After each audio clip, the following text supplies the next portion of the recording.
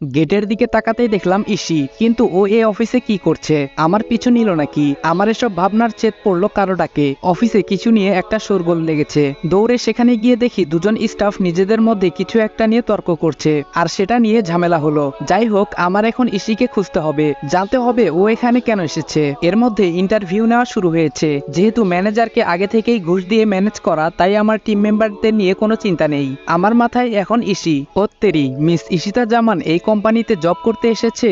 গালমে কুচ কালা হ্যায়। আমার মিশন এখন দুটো, একটা তো আগে থেকেই জানেন, আর এখন এই ইসির রহস্য উদ্ধার। পিয়ন বলল আপনাকে বস ডেকে পাঠিয়েছেন। আমি বললাম ওকে। বসের রুমে গিয়ে বললাম স্যার আসবো?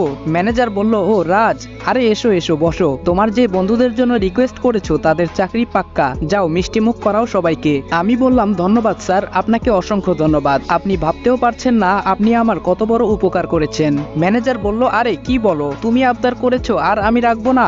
গত এক মাসে তুমি আমার কম উপকার তো করনি ইয়াংম্যান। আমি বললাম এটা আমার কর্তব্য স্যার। ম্যানেজার বলল অল রাইট। আমি বললাম আমি তাহলে আসি স্যার। ম্যানেজার বলল যাও। আমি চলে এসেছি আমার ডেস্কে। অমনি ফোনটা বেজে ওঠে। আমি খুশির খবরটা স্যারকে জানিয়ে দিলাম। স্যার অনেকটা নিশ্চিন্ত হলেন। আজকে ওদের নিয়ে প্ল্যান করে কাজটা বুঝিয়ে দিতে হবে। বসকে বলে অফিস থেকে বেরিয়ে গেলাম। ওদের চারজনকে নিয়ে একটা রেস্টুরেন্টে চলে এলাম এবং সবাই মিলে দুপুরের খাবার খেয়ে আমাদের ফিক্সড করে রাখা রুমে চলে গেলাম এবং ওই কোম্পানির ম্যাপ বের করে ওদের সবটা বুঝিয়ে দিলাম। সব খুঁটিনাটি দেখাতে লাগলাম। আয়াস বলল স্যার, লোকটা মারাত্মক বুদ্ধি খাটিয়ে কোম্পানি দাঁড় করিয়ে রেখেছে। অগ্নি বলল আমাদের প্ল্যানও মারাত্মক করতে হবে। আমি বললাম ঠিক ধরেছো, আমাদের কাজ অতি সাবধানে করতে হবে। রাতুল বলল এর মাস্টার মাইন্ড কিন্তু সেই ধরিবাজ বলে মনে হচ্ছে স্যার। নীরব বলল আজও কেউ জানেই না এই কোম্পানির মালিকটাকে, বড়ই অদ্ভুত কিন্তু স্যার। আমি বললাম হ্যাঁ, আমার মনে হয় লোকটা আমাদের পরিচিত, সাধারণ মানুষের মুখোশের আড়ালে ঘুরে বেড়াচ্ছে। নীরব বলল হ্যাঁ স্যার সেটাই। আমি বললাম ঠিক আছে, তোমরা প্ল্যান অনুযায়ী কাজ করবে এবং খুব সাবধান। সবাই একসাথে বলল ওকে স্যার। ওদের বিদায় দিয়ে বাসায় চলে আসলাম। আজকে অনেকটা হালকা লাগছে, তবে ভয়ও হচ্ছে। একা কাজ অনেকটা বেটার, যদিও চাপ বেশি পড়ে। এখন ভাবনা ইসি, ও কেন এত ছোট পোস্টে চাকরি করছে? আবার আমার ফোনে কল আসলো, সিনিয়র ছাড়া কেউ না। আমি বললাম হ্যালো স্যার। স্যার বলল আদিপ, তোমাকে কিছু জরুরি কথা বলার আছে। আমি বললাম বলুন স্যার। স্যার বলল তুমি তো জানো এই কেসটা নিয়ে আগে অনেক টিম চেষ্টা চালিয়েছে এবং এর আগে যত পুলিশ অফিসার এই কেস নিয়ে মাথা ঘামিয়েছে সেই কোনো না কোনো ভাবে খুন হয়েছে। আমি বললাম হ্যাঁ স্যার, আমি সব জেনে এখানে এসেছি। স্যার বলল তবে আসল কথা হলো তোমরা ওইখানে সাবধানে থেকো, কারণ সিআইডি ডিপার্টমেন্টের একটা স্পেশাল টিমের উপরও দায়িত্ব দেওয়া হয়েছে। তবে আমি চাই কেসটা আমরা কমপ্লিট করব। আমি বললাম চিন্তা করবেন না স্যার, কেসটা আমরা ক্লোজ করব ইনশাআল্লাহ। স্যার বলল আমার সম্পূর্ণ ভরসা আছে তোমার উপর, ভালো থেকো, নিজের খেয়াল রেখো, বেস্ট অফ লাক। আমি বললাম ধন্যবাদ স্যার, আল্লাহ হাফেজ। ফোনটা রেখে ল্যাপটপে নিজের কাজ করছি। ঠিক তখনই শুনতে পেলাম কলিং বেলটা বাজছে অনেকক্ষণ থেকে। মনে হচ্ছে বাড়িতে কেউ নেই। তখনই মনে হলো বাড়িতে ঢোকার সময় দারোয়ান কাকা চাবি দিয়ে বলল বাড়িতে কেউ নেই। বাধ্য হয়ে উঠে গেলাম। ইসি এসেছে। আমায় দেখে ভ্রু কুচকে তাকিয়ে ভেতরে চলে গেল। যাই হোক, উপরে যাচ্ছি। আবার মনে পড়লো ওর ব্যাপারে জানা দরকার, তাই পিছু নিলাম ওর রুমের দিকে। ও ভেতরে ঢুকে দরজা আটকে দিল। তবে বাইরে থেকে কিছু কিছু কথা আমার কানে এসেছে। ফোনে কথা বলছে, কাউকে স্যার স্যার করে ডাকছে।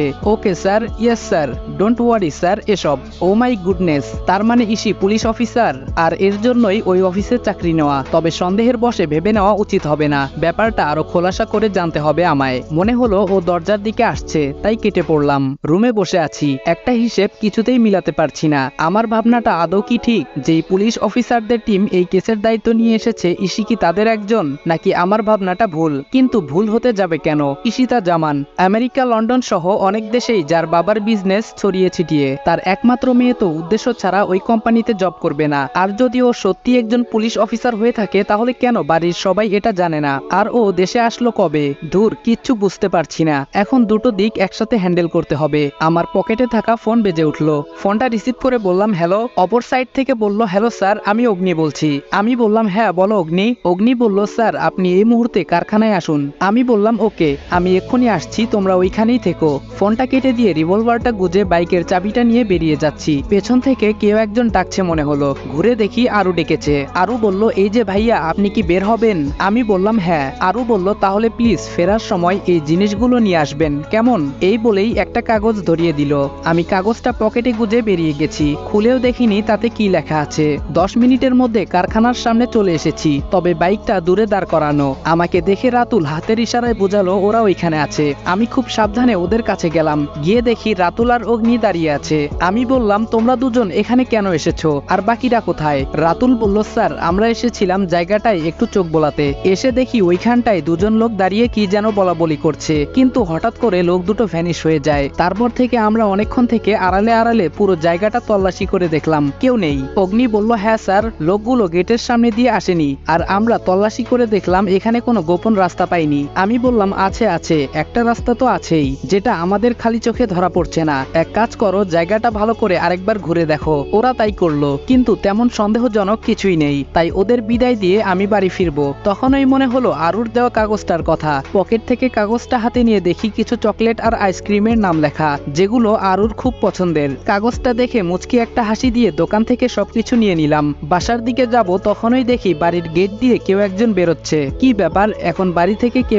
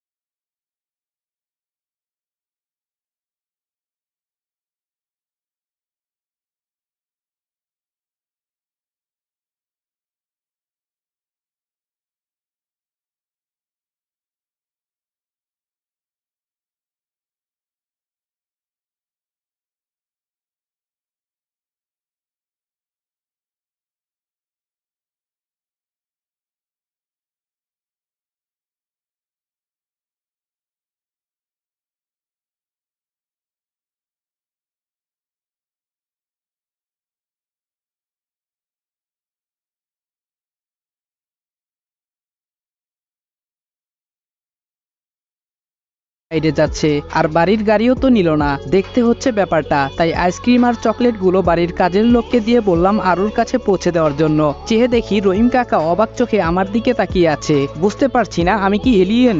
যাক, এত ভেবে কাজ নেই, ওইদিকে পাখি ফুরুত হয়ে যাবে। আমি মেয়েটার পিছু নিয়ে ওকে অনুসরণ করে চলছি। আমার বুঝতে আর বাকি নেই যে ওইটা ইসি, তবে যাচ্ছে কোথায়। কিছু দূর গিয়ে ও একটা কালো গাড়িতে উঠে গেল, আর আমি ওইখানে দাঁড়িয়ে আছি। কিছুক্ষণ পর মনে হলো ও আমার মতোই ডিউটিতে আছে, তার মানে ও এখন ওই অফিসে যেতে পারে।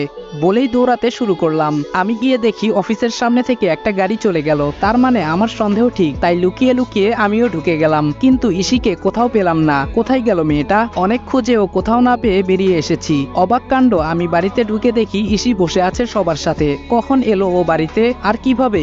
আমাকে ঢুকতে দেখে মিস্টার আফজাল আল ইমরান মানে বাবা ডাক দিল। আমি বললাম, জি বলুন।